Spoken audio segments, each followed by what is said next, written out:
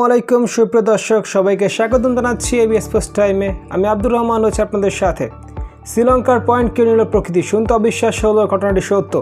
বাংলায় প্রবাদ রয়েছে, কারো পৌষ মাস কারো সর্বনাশ। তেমনি শ্রীলঙ্কার এখন বিশ্বকাপ থেকে বিদায়ের মাস। অন্যকে নিয়ে ট্রোল করা শ্রীলঙ্কা এবার বিশ্বকাপ থেকে বাদ পড়ে বাড়ি ফেরার পথে।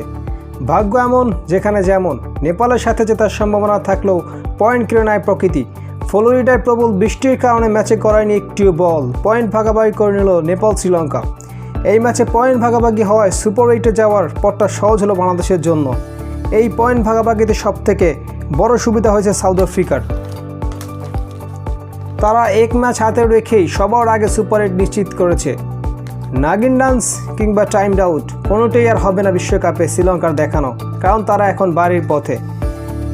ডি গ্রুপে 3 ম্যাচে 3 জয়ে 6 পয়েন্ট নিয়ে টেবিলের শীর্ষে সাউথ আফ্রিকা।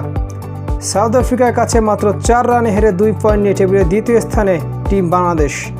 নেদারল্যান্ডসের পয়েন্টও সমান, কিন্তু সমান হলো নিট রান রেটে এগিয়ে বাংলাদেশ। সেক্ষেত্রে পরের 2 ম্যাচে জয়লাভ করলে নিশ্চিতভাবে সুপার 8-এ টিকিট কাটবে বাংলাদেশ। নেদারল্যান্ডস ও নেপালের বিপক্ষে কমপক্ষে একটি ম্যাচ জিতলেও সম্ভাবনা থাকবে, তবে এক্ষেত্রে নিট রান রেটে নেদারল্যান্ডস ও নেপালের থেকে এগিয়ে থাকতে হবে বাংলাদেশকে। কিন্তু কোনো ঝুঁকিতে দিতে চায় না টাইগাররা।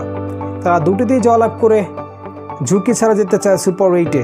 বাংলাদেশের জন্য সুখবর, এই 2 ম্যাচে বৃষ্টির সম্ভাবনা খুবই কম, কেননা সেন্ট ভিনসেন্টের আবহাওয়া বলছে রোদ ঝলমলে থাকবে এই 2টি ম্যাচই। শুভকামনা টিম বাংলাদেশের জন্য। Abdur Rahman, ABS post time. সবাই চ্যানেলটিকে সাবস্ক্রাইব করে খেলাধুলার সকল নতুন আপডেট পেতে আমাদের সাথেই থাকুন।